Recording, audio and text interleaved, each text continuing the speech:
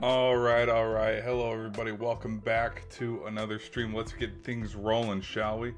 This is a post-game reaction to the game where Ohio State ends up victorious 27-9. I thank you guys for being here. If you guys are enjoying the stream, be sure to hit the like button. Sorry it took a little bit of a minute to get rolling into this. I was curious because I wanted to see if there was going to be any post-game curriculars, kind of like how there was last year, and something was developing, which is why it took forever for this stream to start.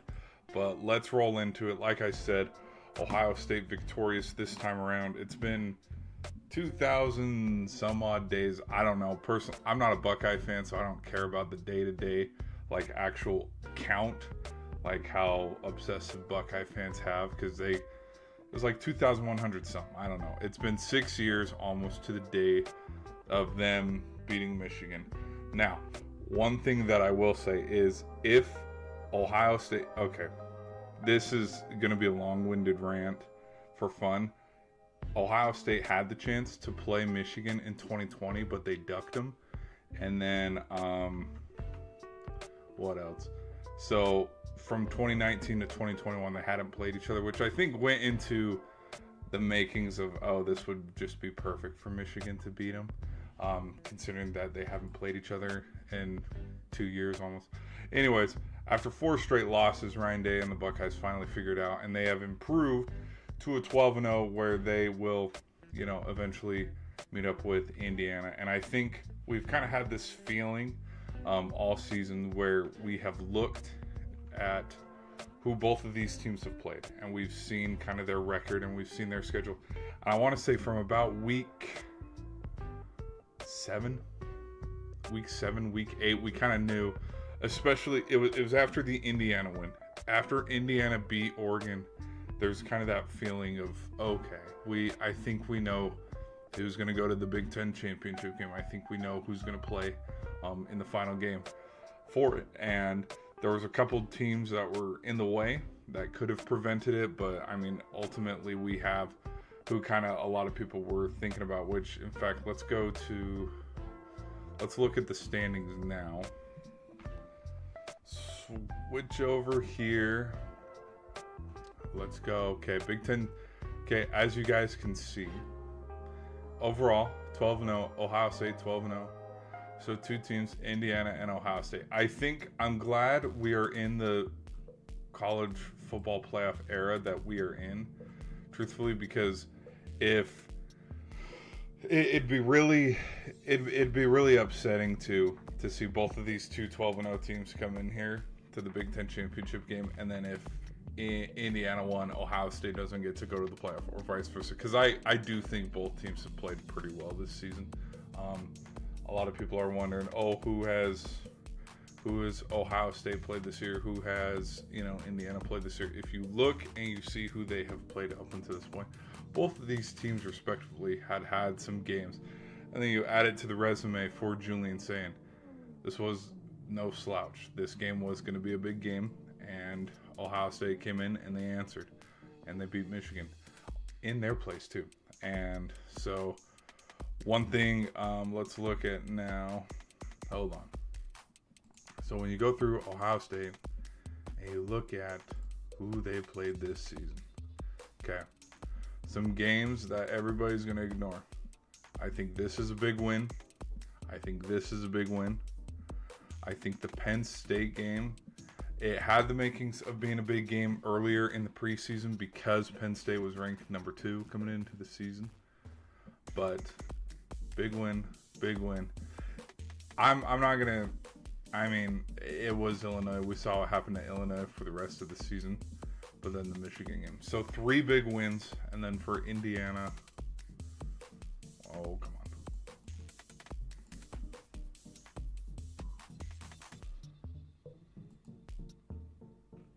And then with Indiana had a couple big games. The Iowa game, even though Iowa wasn't ranked, Iowa had look at Iowa over here. They went 8-4 this season, 6-3 in conference play. They were better than Illinois.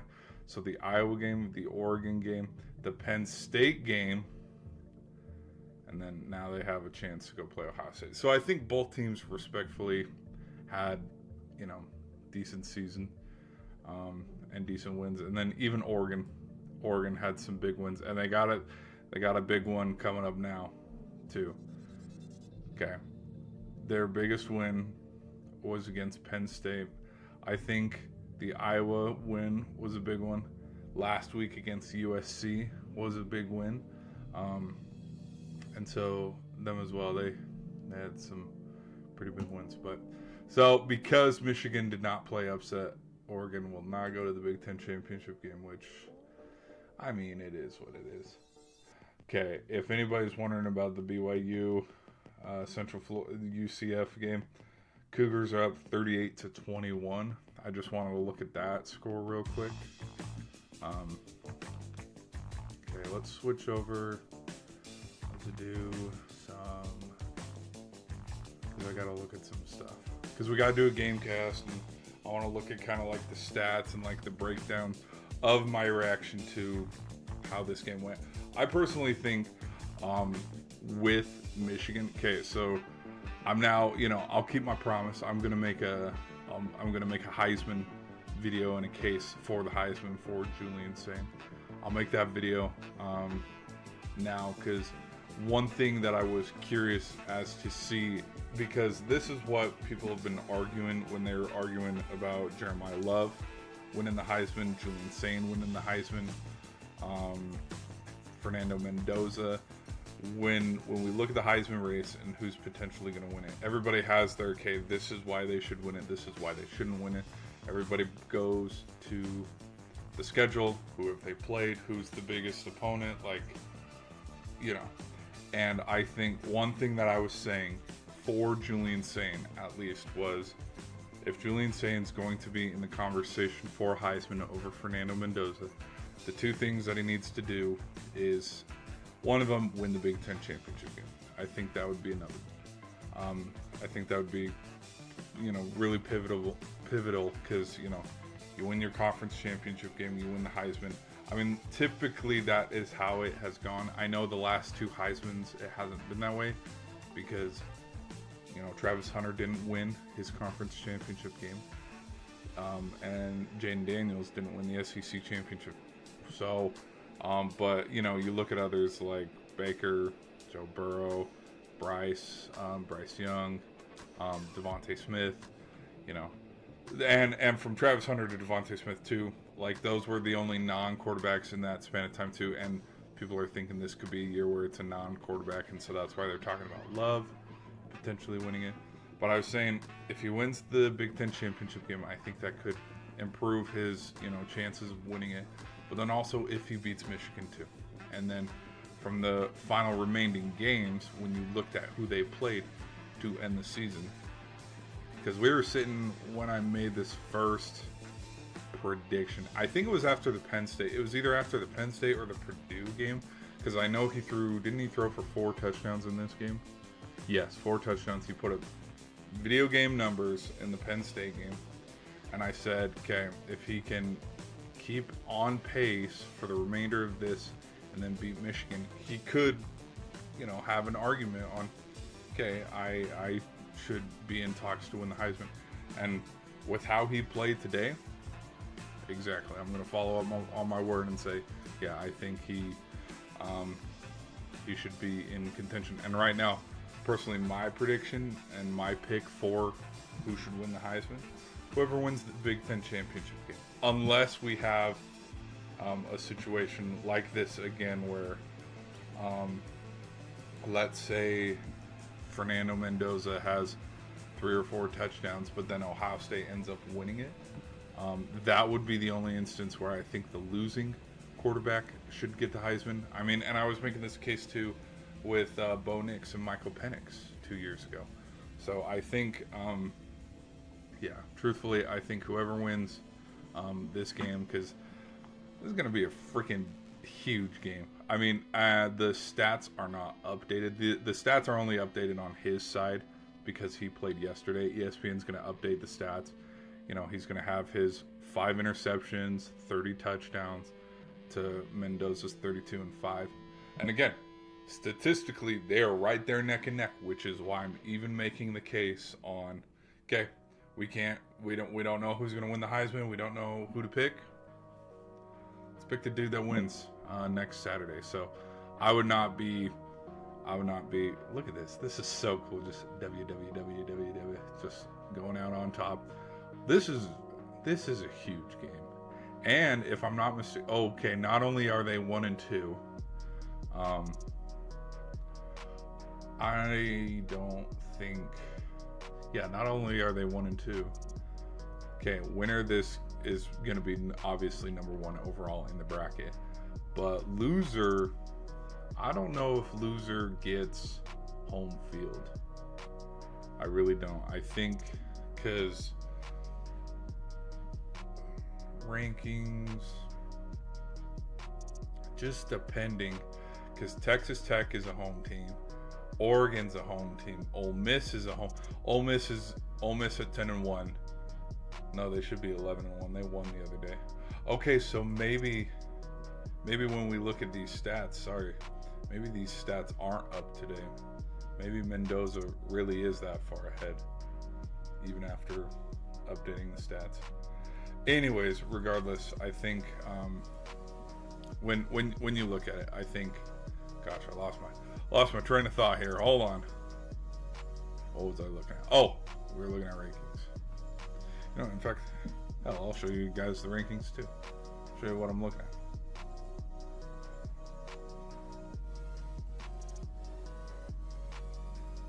Okay, but yeah, Texas Tech.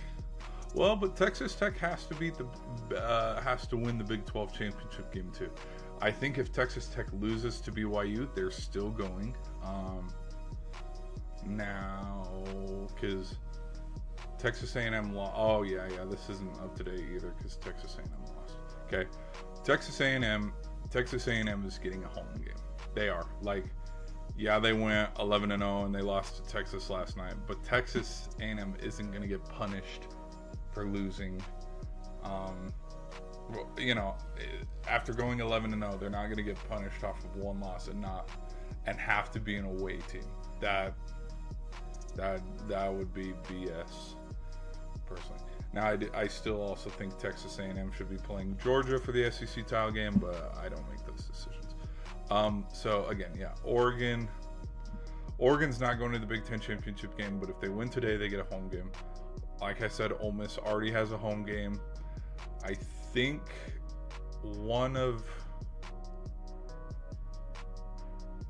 so you have Texas Tech and Ole Miss have a home game.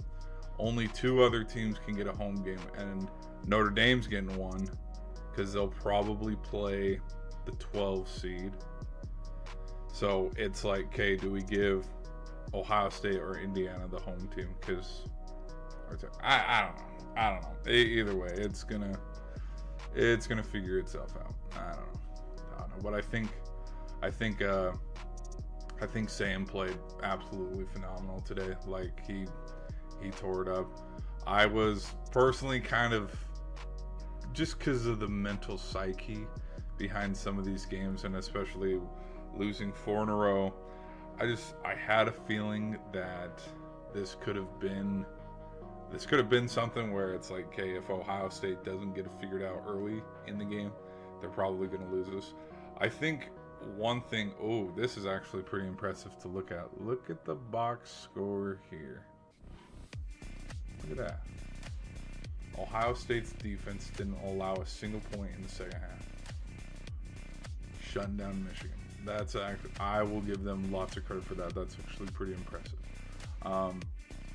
The one thing where, right here in the second quarter, I think when everything, all things considered with this game, I think what lost Michigan this game ultimately was the 3 stalls in the red zone. Well, this one wasn't in the red zone. But these 2 were, because I think there was a penalty that took them out of the red zone. That made it have to be a 45-yarder.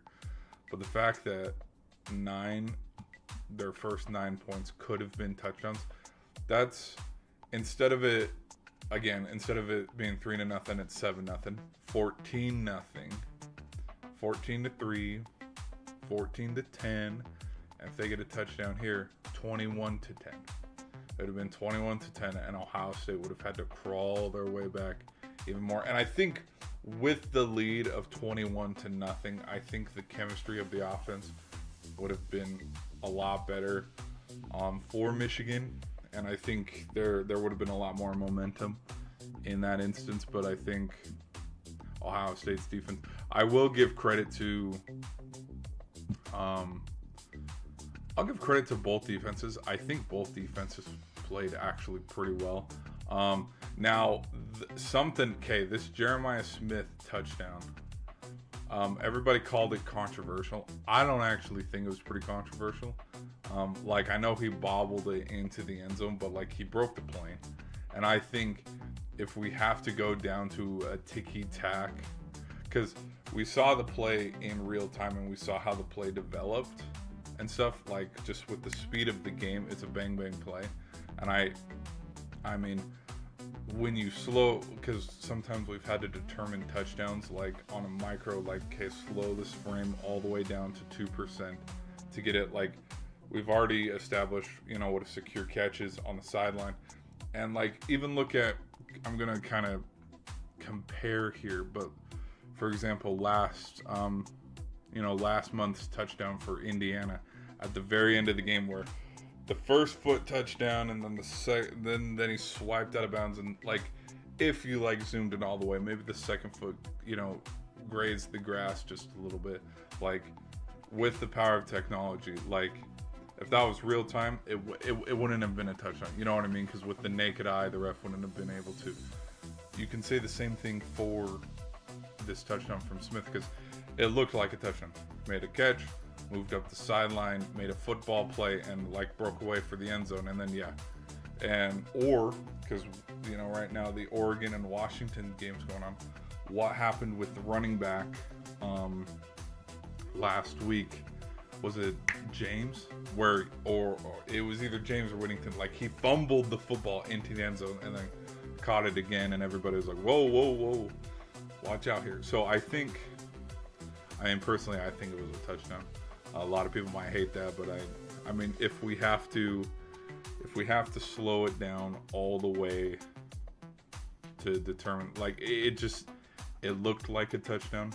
That's all I'm trying to say. Like, because the other thing too, where I would have been upset if I was a Michigan fan, would have been when earlier in the game, when after this first field goal that made it 3-6, with Sand, where they called a touchdown, but then they had to take it off the board. So maybe it was an Iowa kind of situations with the refs, but I don't think it could have been that. I think you look at just how 40 minutes of time possession, look how many, 22-9 in terms of first downs, total yards 419 to 163.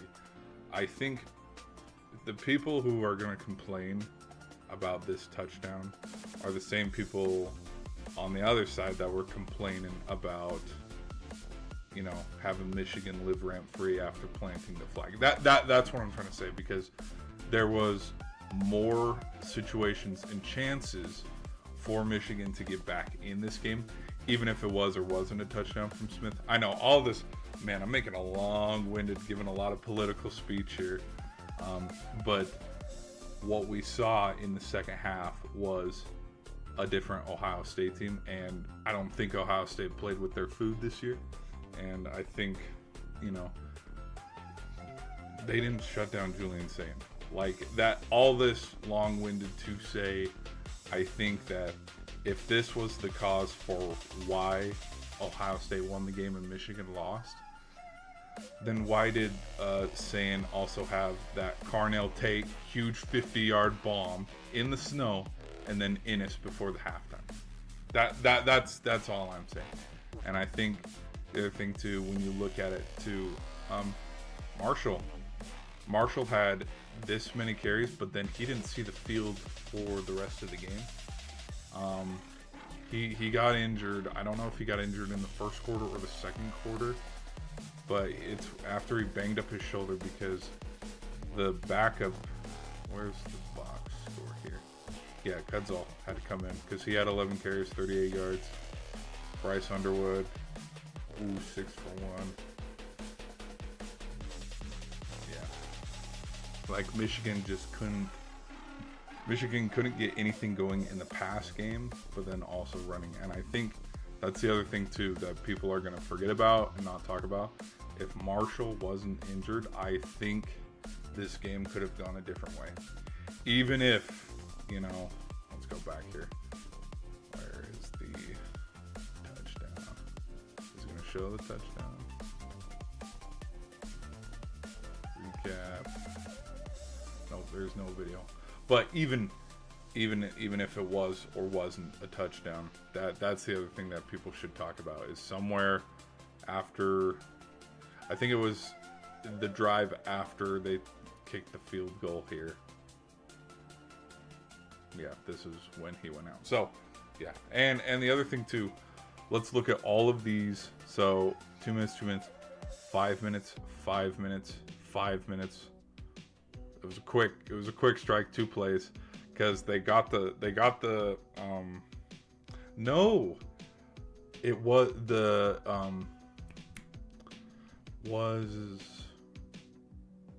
no, Jeremiah Smith's touchdown was on a 4th down. This coming into this one was a this was also on like a 3rd down conversion, or it's 3rd down, they get the 1st down, and then the first play on the 1st down, they threw the touchdown. I think that's how this one went. I can't be sure, but then again, they chewed up 12 minutes. They chewed up 12 minutes in the 4th quarter. So Michigan did not see the ball. How many times did Michigan see the ball in the second half?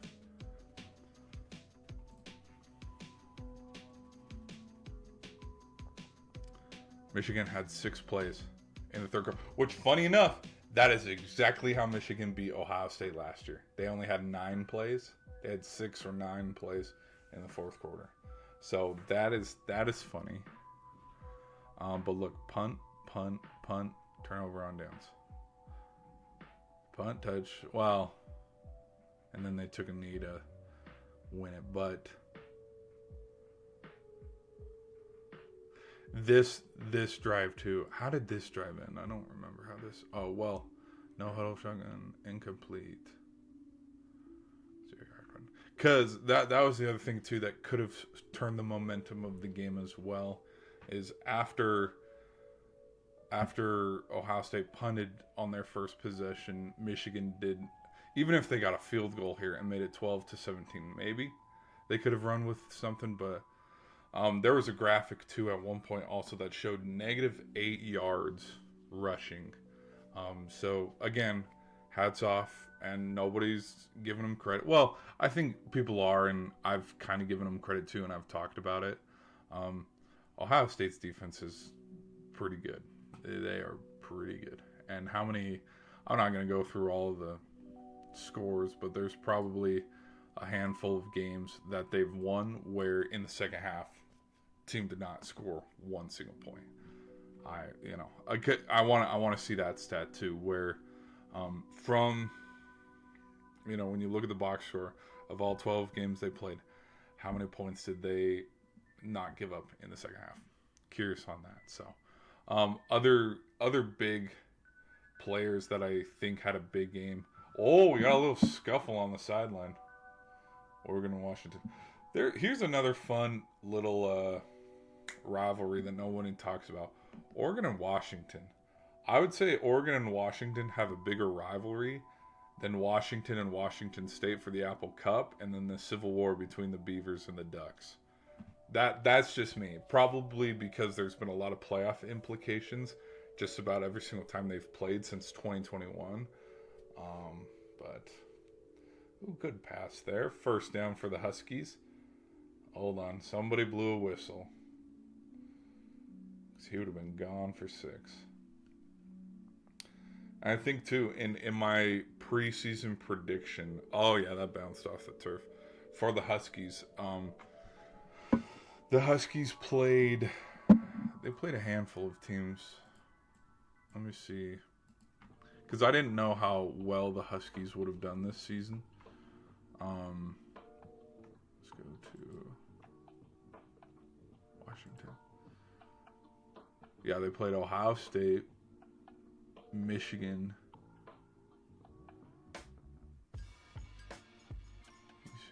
Purdue, Illinois.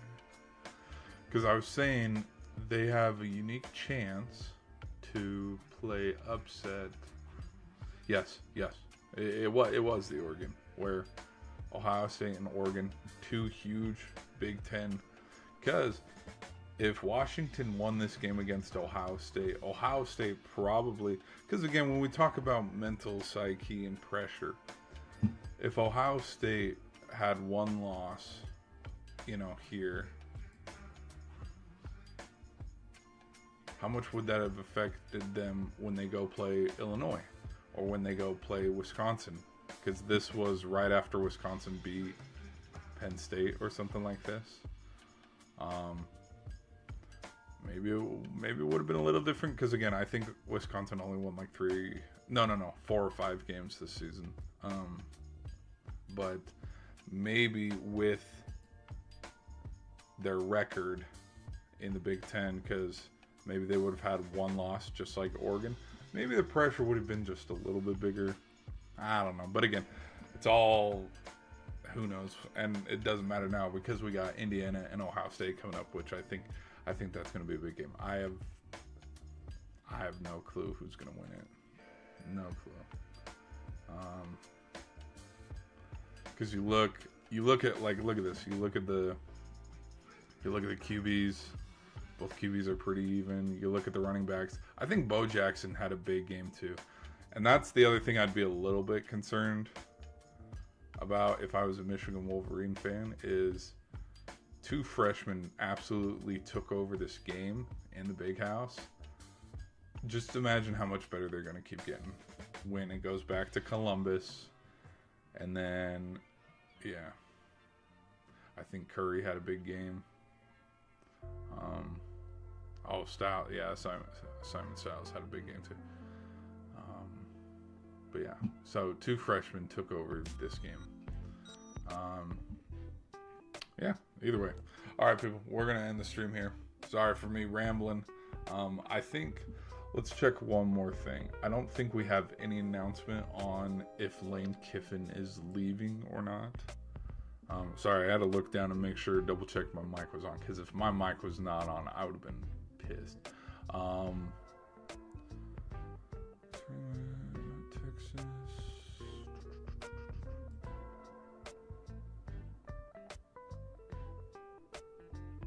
Sumrall.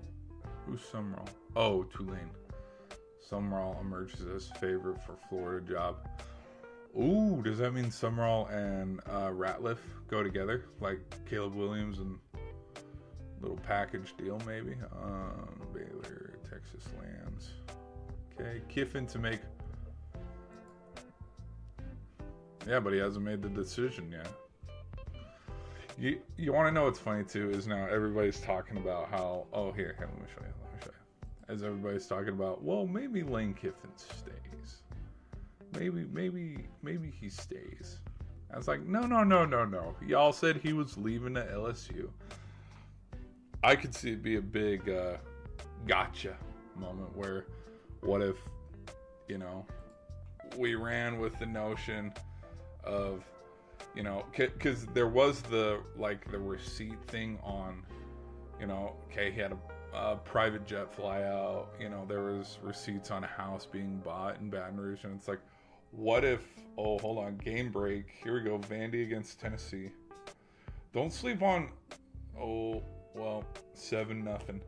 That's the other thing too about Vanderbilt is, if Vandy wins and there's 10-2, I'm curious, did they let a 10-2 Vandy into the playoff?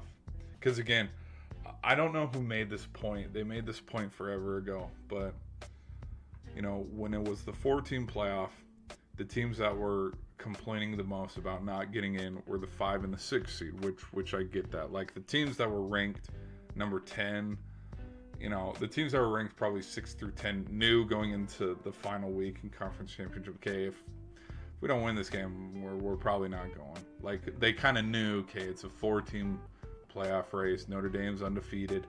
Bama hasn't lost all year. Clemson, like, there was kind of, okay, we know who's going. But like, now when it's expanded to 12, now it's, the 13th and 14th team that are like, oh, come on. And that's what it's gonna, who made that comparison? It was the March Madness people. It was a team on the March Madness table because they were talking about how there are 64 teams in the bracket, and the 11 seeds and the 16 seeds all fight and battle because they've expanded it more. And it's not a team of 64. It's actually a team of 72, I believe. Because if we have 4 16s going on at once, so like 2 for 1, 2 for, and then the same with what did I say? Was it the 11? The 11 or the 6th seed?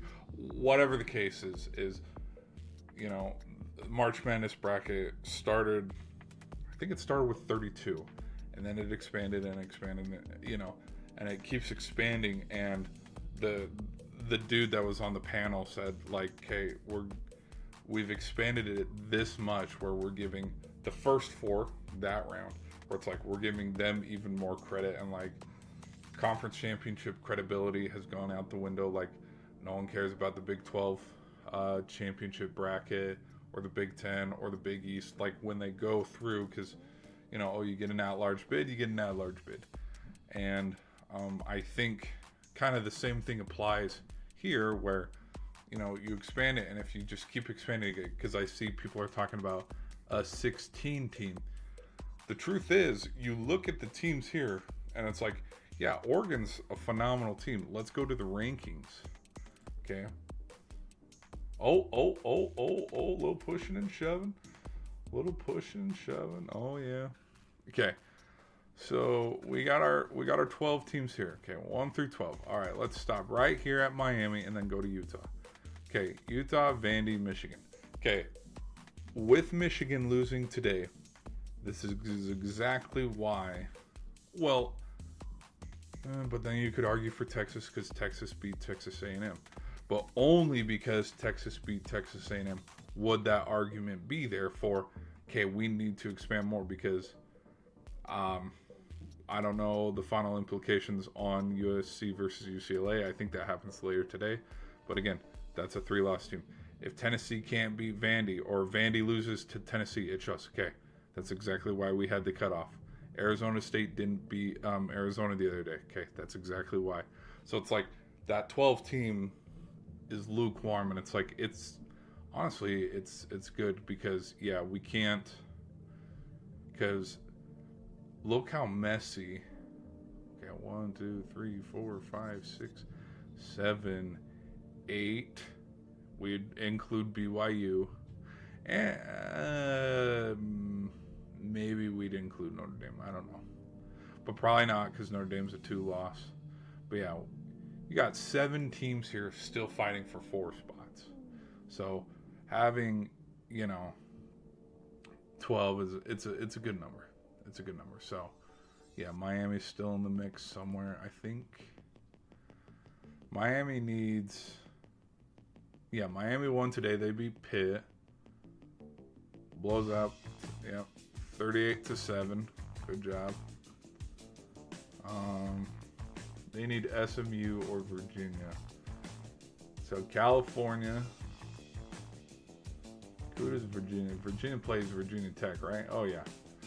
So two rivalry games. Well, this one's a rivalry game. Virginia and Virginia Tech. Cal and SMU is not a rivalry game, but there could be a little bit of college football craziness happening. Okay, so, but yeah, if they expand it, I don't even know what got me on that tangent. Sorry, people. That was a long-winded tangent. Surprised you guys are still here hanging out. But I hope you guys enjoyed the stream. We are gonna end the stream here. Thank you guys for in the polls. I asked you guys, who did you have? 67% of you saying you had the Bucks, which yeah, You guys ended up being victorious. Whoa, sorry, ended up being victorious today. So, congrats to the Buckeyes. I think it was a good game. Was it like the previous 4? No, not at all. But I mean, you look at it. Julian Sand played phenomenal. Jackson was phenomenal. Ohio State's defense shut down Michigan's, and Michigan couldn't get anything going. They stalled in the red zone a lot. Their running game couldn't get going after the injury to Marshall. Like, I think it was a good game. And this isn't me shilling for the Buckeyes either. Like I said, I was kind of rooting for Michigan in this game, but I think it was a good game either way. Oh, great interception there. Great interception. Reached all the way up there to get it. Okay, but with that interception, Ducks lead 3-0. We'll end the stream here. I'll probably give a post-game reaction to this game, just depending. Nice job, Kennedy. Dude, Kennedy's had two really good games. Didn't he have the clincher last week against USC? Oh man, double coverage too. Like Boston was all over him. All right, we'll end the stream there, guys. But I thank you guys for hanging out. Be sure to hit that like button. Thanks for all the subs lately. I'll see you guys in the next stream.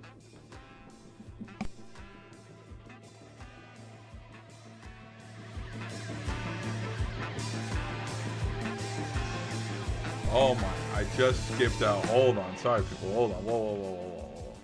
We're not going to go to break just yet. I just saw the comment. Michigan coach needs to be fired. Here's the thing. I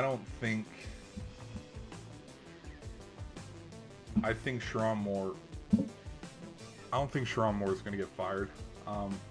I'd be surprised if Sharon Moore gets fired. I'd be as surprised if Sharon Moore got fired as I would if Dabo Swinney got fired after this season. If he goes 6-6 or 7-5, I think. Let's see how Michigan does in this bowl game that they have coming up. But I think I don't think there's a contract laid out, kind of like how it was when Harbaugh was there. I think just with how that whole situation ended, I think he just became the interim head coach and then the head coach. And I don't think there was any contract or numbers behind it, kind of like how it would be for, what we're going to see, the bag that gets paid to, the new coach for Florida or the new coach for Penn State. We saw it with Franklin and Virginia Tech. We saw how much, that contract was worth. I don't think there was ever a contract like that for Sharon Moore. But I think, if they didn't fire him after what last season was, because last season was pretty rough. Now they ran into Oregon, they ran into Texas. Like Michigan's schedule was not easy last season. If Michigan, I will say this, because I'll keep it consistent here. I'll hold the same standard that they did for Ryan Day and Ohio State. The second that flag got planted, everybody in Columbus wanted Ryan Day fired because they thought he's not the guy for Ohio State. He can't beat Michigan when we need to beat Michigan, so he's not the guy. Let's get rid of him. I'm going to hold that same kind of standard there for Sharon Moore as well on how. The thing is, I don't think maybe, but then you also have to look at Harbaugh too. Because Urban Meyer went 7-0, and I think 4 or 5 of those were at the hands of Harbaugh as well too. Because Harbaugh won in 21, 22, technically 23, even though he was suspended. So there's 3 wins there. Okay, but I think he went 3-7, 3-8. Let's double check here. Hold on. Before it sounds silly, let's. Harbaugh record versus Ohio State. Look at this. 3-5. Okay. So he lost 5 straight. Okay. So almost what Ryan Day did. For Ohio State, almost lost 5 in a row. And so I think think with Sharon Moore, if he can't win, I'll say this: if they can't get to the Big Ten championship game under the Bryce Wood era, Underwood, if they can't get to the Big Ten championship with Bryce Underwood, and it gets ugly with the Ohio State rivalry, like, okay, we lost here in 25. We go up to Columbus next year. We get our ass kicked. That's 2 in a row. We come back to Ann Arbor where we should, let's not make it 3 in a row. Let's win this thing here in 27. And they lose it. Like, same thing with Ryan Day. Or if it turns into that where you lose 4 in a row, maybe. But like after this one game, I don't think Sharon Moore's gonna get fired. I'd be very surprised. But if he loses, okay. Let me set the table here. If Sharon Moore can't get to a Big Ten championship game and win one, or go far in the playoff, and at least have some good representation for Michigan in the playoff, then yes, by the 2027 season, when we're back here in 2 years for Ann Arbor and Michigan, Ohio State, whatever. Ohio State's probably going to be undefeated because they're probably going to go through a cupcake schedule again. Michigan's probably going to have 1 loss or 2 losses because they're going to go through a cupcake schedule also. I say this jokingly, but if he can't win that, and that's his 3rd straight loss to Ohio State, 2nd in the Big House, then, well, I think he probably gets fired. So that's my thoughts and predictions on that. That's me setting the table. But yeah, no, great comment. I don't think he'll get fired though. But I thank you guys for hanging out. This has been a long-winded rant, 45 minutes, but I thank you for being here. This is my post-game reaction to Ohio State versus Michigan. Let's see how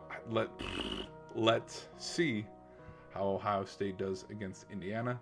Let's see how the college playoff pans out, because I still think there are a lot of teams that can get in the mix, get in the fight a little bit. But be sure to let me know in the comment section what you guys thought, and who you have going. And I'll see you guys in the next stream.